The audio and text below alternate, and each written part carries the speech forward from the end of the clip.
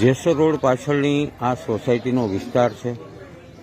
અહીંયા 2 દિવસથી વરસાદે વિરામ લીધો છે, છતાં પણ કાદવ કીચડનું સામ્રાજ્ય હજુ ઓછું નથી થયું. સાવરકુંડલા નગરપાલિકા કે સત્તાધીશોની નજર કદાચ આ સોસાયટી ઉપર નહીં પડી હોય. અહીંયા સોસાયટીમાં રહેતા રહીશો જાતે જ કાદવ કીચડ સાફ કરી રહ્યા છે અને મહેમાનો આવતા હોય કે સોસાયટીની અંદર રહેવાસીઓના ઘેરે કોઈને આવવું હોય તો ખૂબ જ મુશ્કેલી પડે છે.